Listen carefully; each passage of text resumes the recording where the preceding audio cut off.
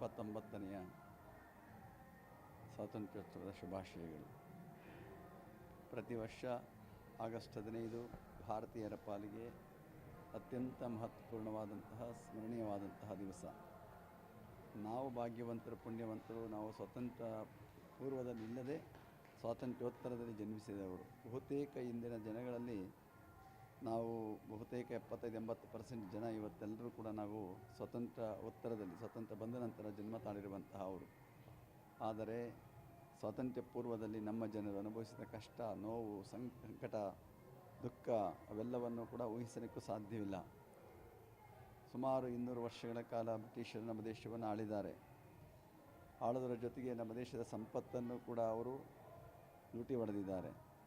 ನಮ್ಮ ದೇಶದ ಸಂಪತ್ತನ್ನೆಲ್ಲವನ್ನು ಕೂಡ ಅವರು ಬ್ರಿಟಿಷ್ ದೇಶಕ್ಕೆ ಸಾಗಿಸಿದ್ದಾರೆ. ಜೊತೆಗೆ ನಮ್ಮ ಜನಗಳಿಗೆ ಕೊಡಬಾರದ ಚಿತ್ರಹಿಂಸೆಯನ್ನು ಕೊಟ್ಟಿದ್ದಾರೆ.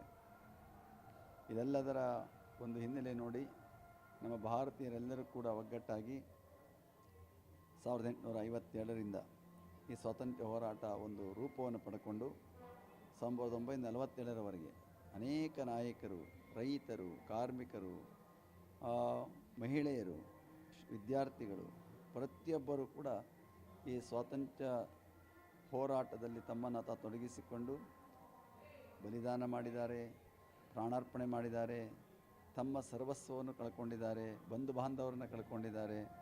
ಇವೆಲ್ಲವನ್ನು ಕಳೆದುಕೊಂಡದರ ಫಲವಾಗಿ ಬ್ರಿಟಿಷರು ಅನಿವಾರ್ಯವಾಗಿ ನಮ್ಮವರ ಹೋರಾಟಕ್ಕೆ ಅವರು ಮಣಿದು 1947 ಆಗಸ್ಟ್ 15ರ ದಿವಸ ನಮಗೆ ಸ್ವಾತಂತ್ರ್ಯವನ್ನು ಕೊಟ್ಟಿದ್ದಾರೆ. ಇಡೀ ಜಗತ್ತಿನಲ್ಲಿ ಸತ್ಯ, ಅಹಿಂಸೆ, ಶಾಂತಿ ಇದರ ಮೂಲಕವಾಗಿ ಸ್ವಾತಂತ್ರ್ಯವನ್ನು ಪಡೆದಂತಹ ಒಂದು ದೇಶ ಅಂದರೆ ಅದು ಭಾರತ ದೇಶ ಅಂತೇಳಿ ಕರೆಸ್ಕೊಳ್ಬೇಕಾಗಿರುವಂಥದ್ದು. ಅಂತಹ ಒಂದು ದೊಡ್ಡ ಹಿನ್ನೆಲೆ ಇರುವಂತಹ ನಮ್ಮ ದೇಶದ ಸ್ವಾತಂತ್ರ್ಯೋತ್ಸವ ಇವತ್ತು 75 ವರ್ಷವನ್ನು ಕಳೆದ ಅಮೃತೋತ್ಸವವನ್ನು ಆಚರಿಸಿದೆ. 79ನೇ ವರ್ಷಕ್ಕೆ ನಾವು ಕಾಲಿಡ್ತಾ ಇದ್ದೇವೆ. ಈ ಸಂದರ್ಭದಲ್ಲಿ ನಾವೆಲ್ಲರೂ ಕೂಡ ಭಾರತೀಯರು ನಮ್ಮ ಜವಾಬ್ದಾರಿಗಳನ್ನು, ಕರ್ತವ್ಯಗಳನ್ನು ಅರಿತುಕೊಳ್ಳಬೇಕಾಗಿರುವಂಥದ್ದು. ನಾವೆಲ್ಲ ಭಾರತೀಯರು ಅನ್ನುವ ಪ್ರಜ್ಞೆ ಜಾಗೃತವಾಗಬೇಕಾಗಿದೆ.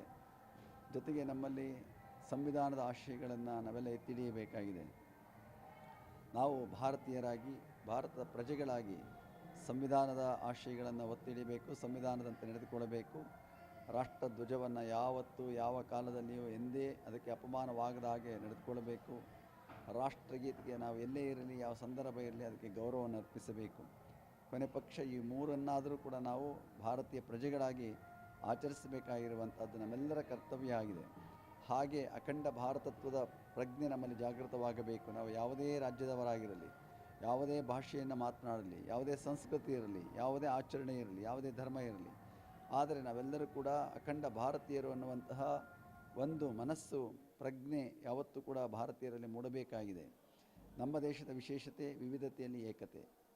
ಅನೇಕ ಭಾಷೆಗಳಿದೆ, ಅನೇಕ ವಿಧವಾದ ಸಂಸ್ಕೃತಿ ಇದೆ.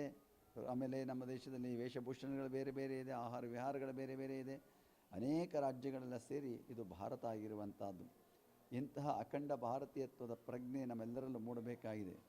ಈ ಸಂದರ್ಭದಲ್ಲಿ ನಾವು ಅಂತಹ ಆತ್ಮಾವಲೋಕನವನ್ನು ಮಾಡಿಕೊಳ್ಳುವಂಥ ಪ್ರಯತ್ನವನ್ನು ಮಾಡ್ತಾ, ಈ ವರ್ಷದ ಸ್ವಾತಂತ್ರ್ಯೋತ್ಸವದಲ್ಲಿ ಒಂದೆರಡು ನಿರ್ಣಯಗಳನ್ನು ಮಾಡ್ತಾ, ಇವತ್ತು ಏನು ಸ್ವಾತಂತ್ರ್ಯ ಹೋರಾಟಕ್ಕೆ ನಮ್ಮ ಸೈನಿಕರಿರ್ಬೋದು, ನಮ್ಮ ಜನಗಳಿರ್ಬೋದು ಹೋರಾಟವನ್ನು ಮಾಡಿ ಅನೇಕ ಮಹಾಪುರುಷರುಗಳೆಲ್ಲ ತ್ಯಾಗವನ್ನು ಮಾಡಿದ್ದಾರೆ.